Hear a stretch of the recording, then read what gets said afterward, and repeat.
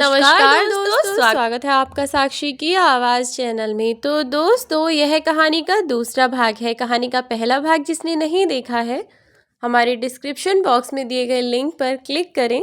वहां से आपको कहानी का पहला भाग देखने के लिए मिल जाएगा, या फिर आप चैनल पर जाकर विजिट कर सकते हैं।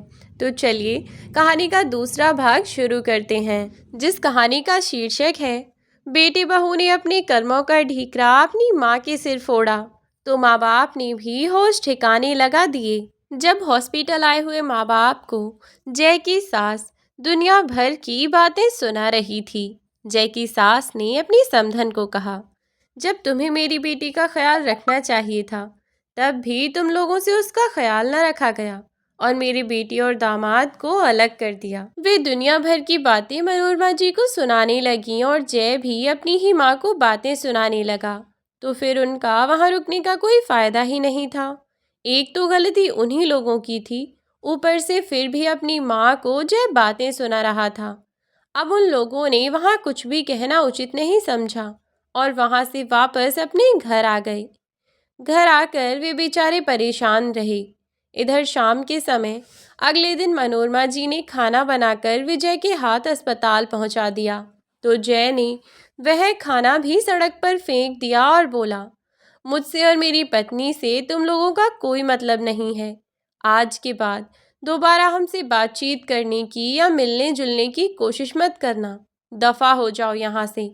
तुम जैसे लोगों से मुझे कोई मतलब नहीं रखना। विजय भी सब बातें सुनकर चुपचाप चला आया। घर आकर उसने सारी बातें अपने माता पिता को बताईं, तो उन्हें बहुत अफसोस हुआ और आखिरकार उन्होंने अब अपने बड़े बेटे और बहू से मतलब ख़त्म कर दिया। इस दौरान उन्हें पता चला कि उनकी बड़ी बहू ने एक प्यारी सी बेटी को जन्म दिया है। यह सब सुनकर घर वाले बहुत खुश थे, लेकिन वह जा नहीं सकते थे, इसीलिए अपने ही घर में अपने तक ही इस खुशी को सीमित रखा। और 3-4 दिन बाद उनकी बहू अपने घर भी आ गई। अब लगभग हफ्ते भर तक जय अपनी पत्नी के पास घर पर ही रुका और फिर से उसने अपने ऑफिस जाना शुरू कर दिया। लेकिन अब घर पर उसकी पत्नी की देखभाल करने की जिम्मेदारी कौन उठाता? उसने अपनी सास को कहा, लेकिन उसकी सास ने कहा कि बेटा, घर पर हमारी बहू ने हमारा जीना हराम कर रखा है। वह खुद ही सब कुछ लेकर अलग हो गई है। अब घर की जिम्मेदारी मेरे ही ऊपर है। ऐसे में मैं कैसे आ सकती हूँ? और इसकी बहन, उसके भी एग्ज़ाम्स शुरू हो गए हैं, तो अपने कॉलेज वापस चली गई है। कुछ दिनों के लिए तुम कोई काम वाली क्यों नहीं रख लेते? वह रानी का अच्छे से ध्यान रखेगी। अब जय ने ऐसा ही किया और एक काम वाली को रख लिया। वह काम वाली घर में आती और घर का सामान उठाकर लेकर जाने लगी, क्योंकि रानी को तो आराम करने से फुर्सत नहीं थी।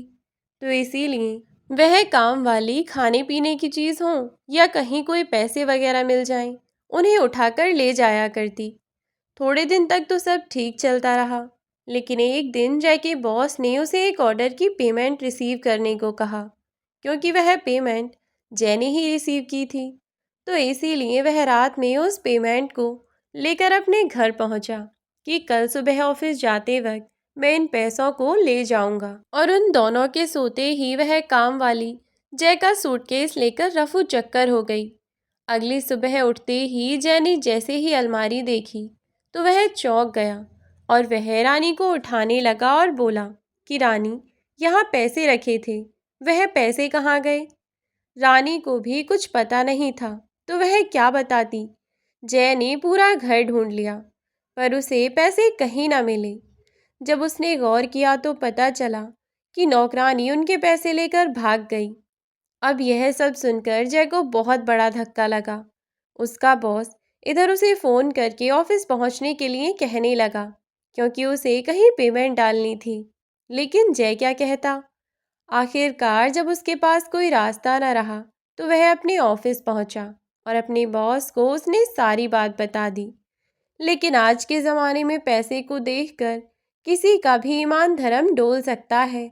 इसीलिए जय के बॉस ने भी उसे वहीं कंपनी में सभी वर्कर्स के सामने दुनिया भर की उल्टी सीधी बातें सुनाई और कहा कि मुझे 2 दिन के अंदर अंदर मेरी पेमेंट चाहिए। अगर मुझे पैसे नहीं मिले तो मुझसे बुरा कोई नहीं होगा। यह सब बातें सुनकर जय के तो पैरों तले ज़मीन निकल गई। वह सबके सामने हाथ जोड़कर अपने बॉस से माफ़ी मांगते हुए बोला, सर प्लीज़ मेरी परेशानी समझिए। मैं एक साथ आपको इतने पैसे लाकर कहाँ से दे दूँ? 2 दिन का समय बहुत कम है सर। 2 दिन में मैं इतने सारे पैसे कहाँ से अरेंज करूँगा? आप खुद भी सोचिए ज़रा। लेकिन उसके बॉस ने उसकी एक न सुनी और कहा कि अगर 2 दिन के अंदर अंदर मेरे पैसे नहीं मिले तो तीसरे दिन मैं पुलिस को लेकर तुम्हारे घर पहुंच जाऊंगा, और फिर जो होगा वह तुम अच्छे से जानते हो।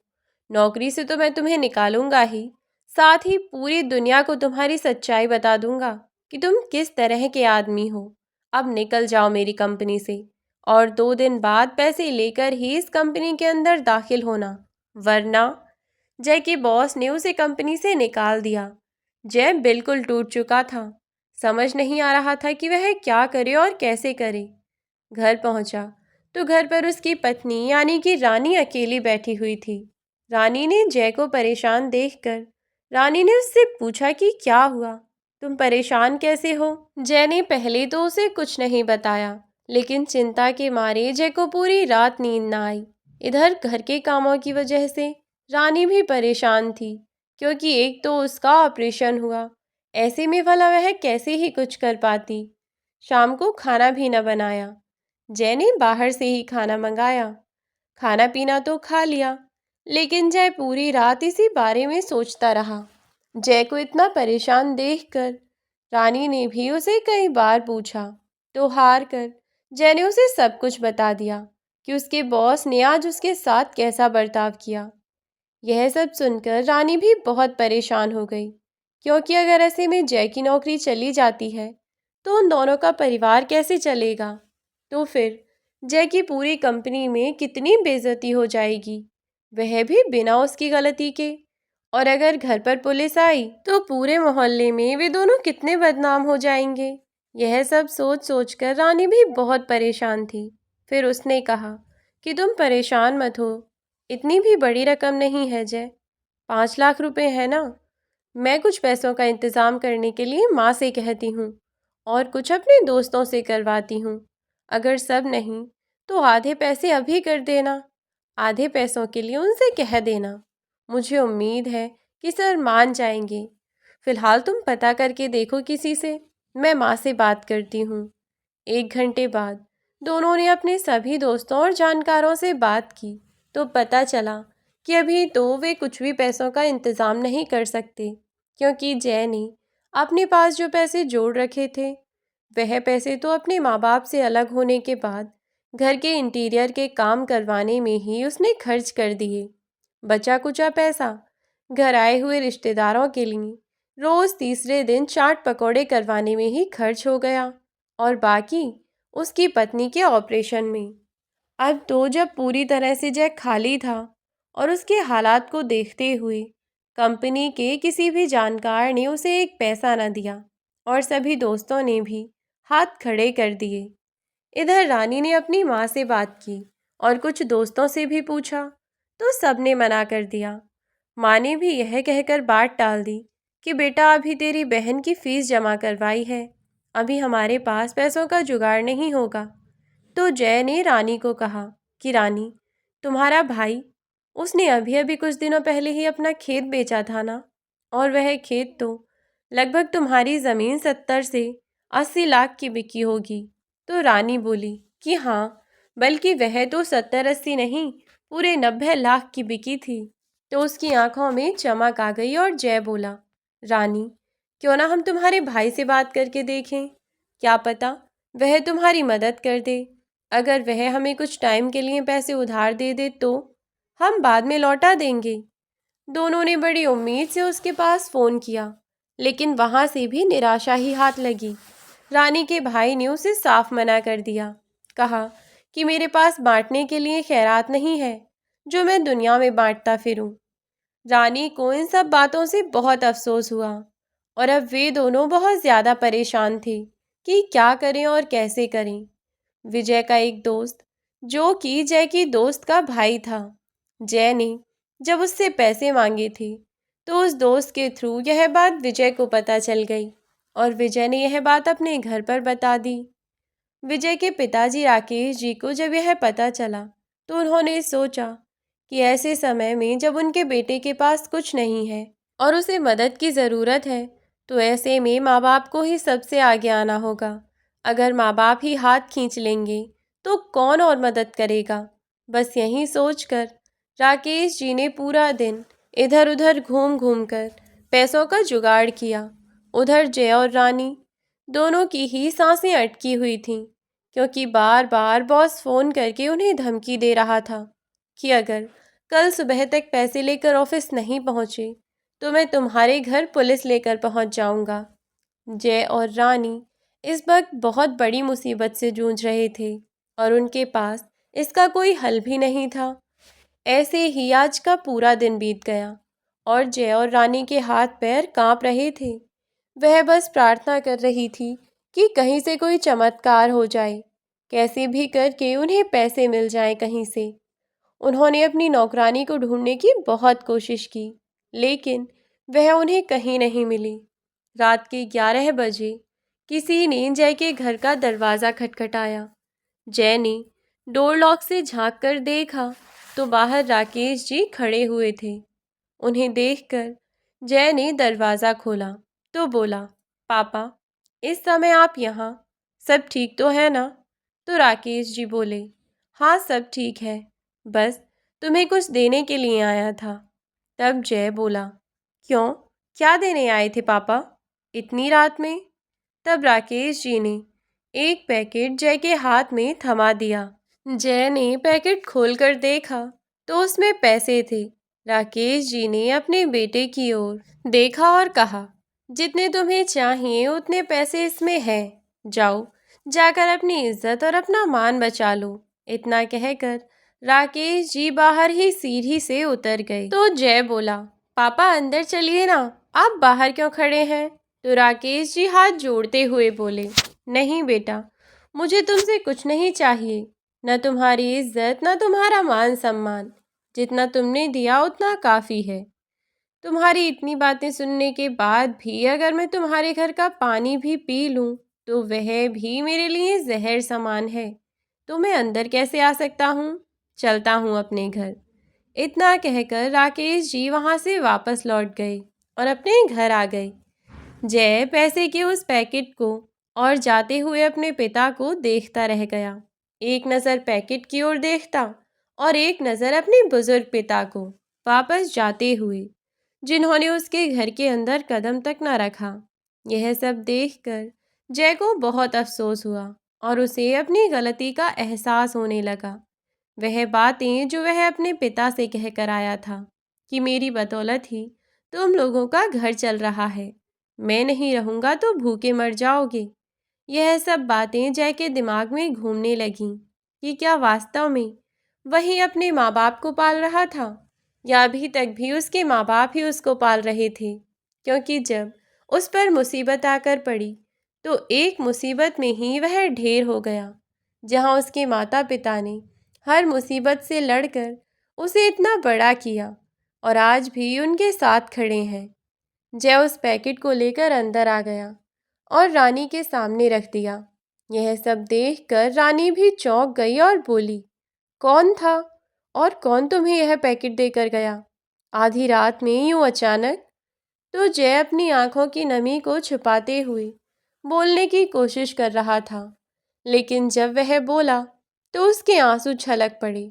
जय ने कहा, रानी, क्या सच में हमने अपने माँ बाप के साथ जो किया वह सही था? इस पर रानी थोड़ा चौंकती हुई बोली, मतलब अब इसमें तुम्हारे मम्मी पापा कहाँ से आ गए? तो जय बोला, यह पैसे मुझे पापा ने ही दिए हैं रानी, मैं तो कभी समझ ही नहीं पाया और ना ही तुम समझ पाई। वह तो हमेशा हमारा भला ही सोचते रहे, लेकिन हम हमेशा उन्हें अपना दुश्मन मानते रहे।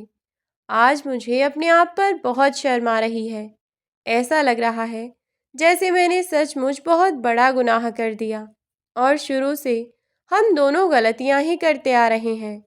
डॉक्टर ने मुझे बाद में बताया। जब मैं तुम्हें डिस्चार्ज करवा कर लेकर आया था तो उस वक्त मैं वहाँ बैठी एक आंटी से बात की थी मैंने।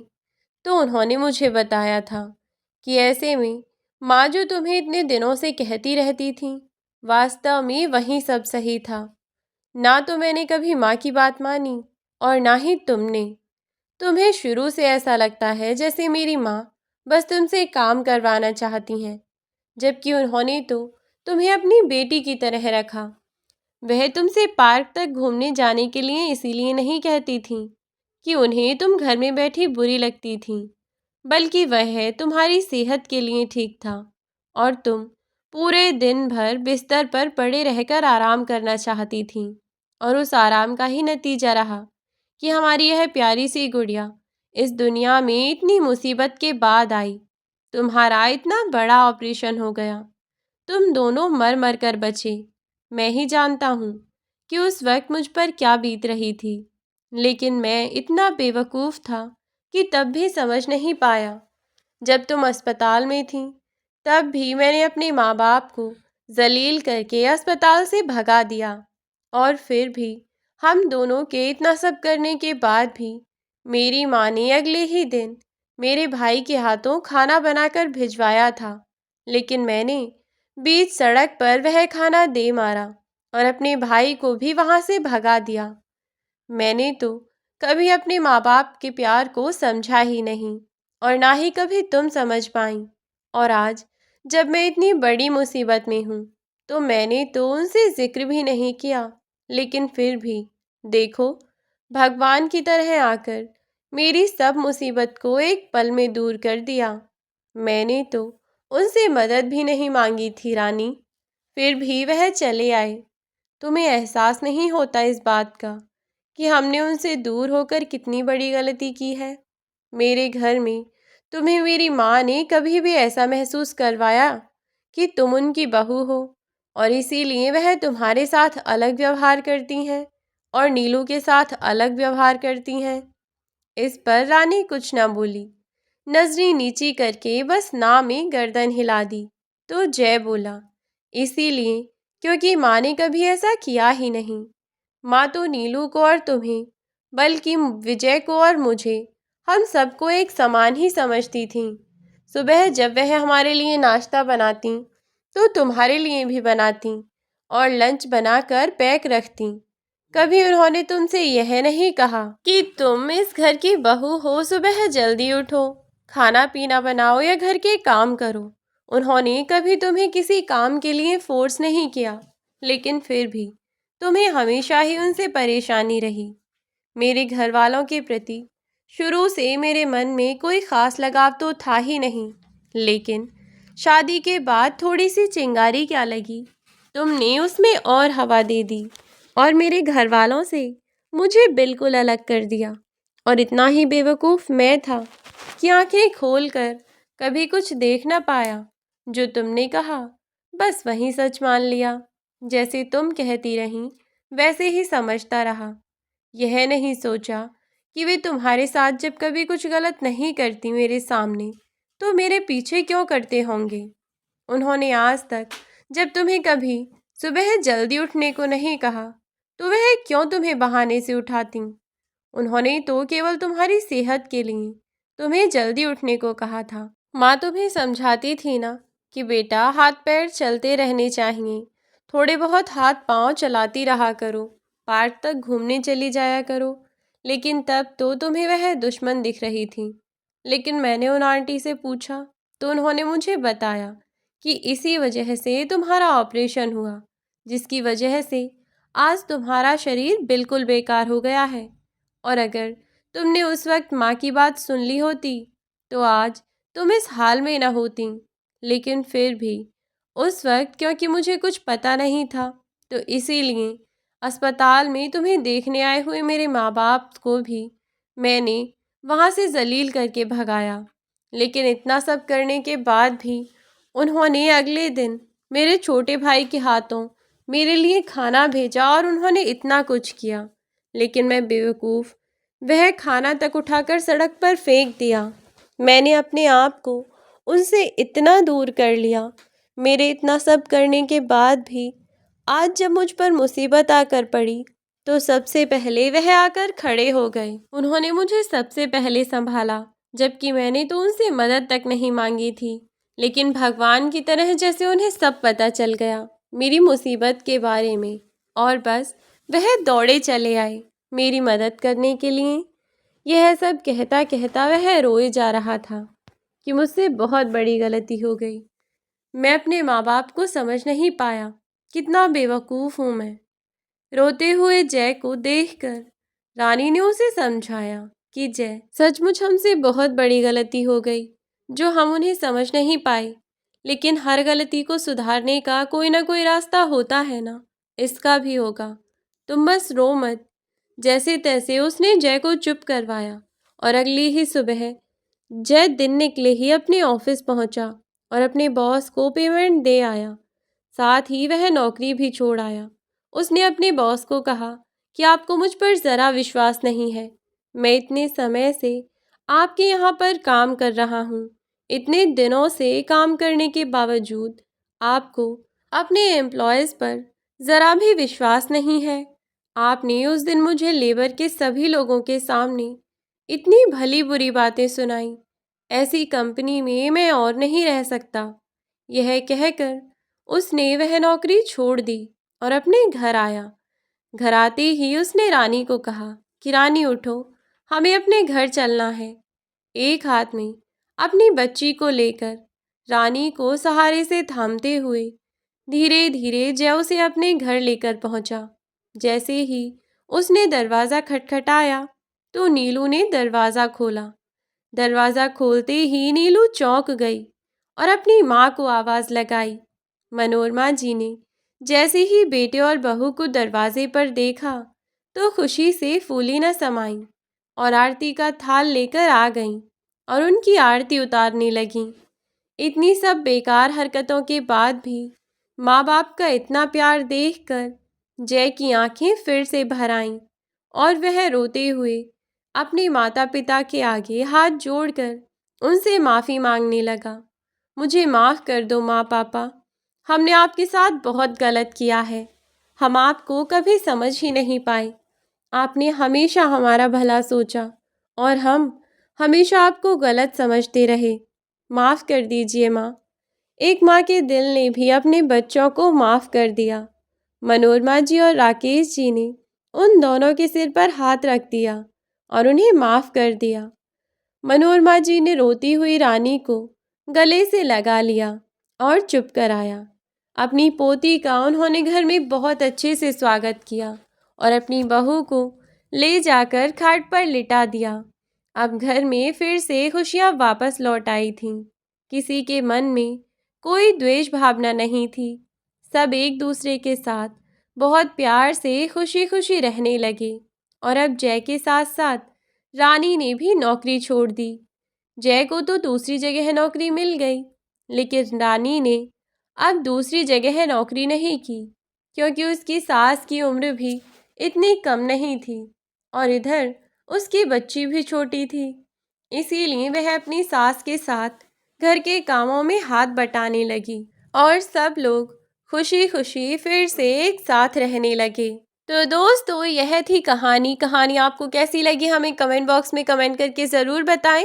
वीडियो अच्छी लगी हो तो लाइक और शेयर करना ना भूलें। चैनल पर नए हो तो चैनल को सब्सक्राइब करके बेल आइकन प्रेस कर दें ताकि आने वाली वीडियोस की नोटिफिकेशन आपको मिलती रहे। आज के लिए बस इतना ही। अब मिलती हूँ नई वीडियो में नई कहानी के साथ। तब तक के लिए बाय बाय प्यारे दोस्तों।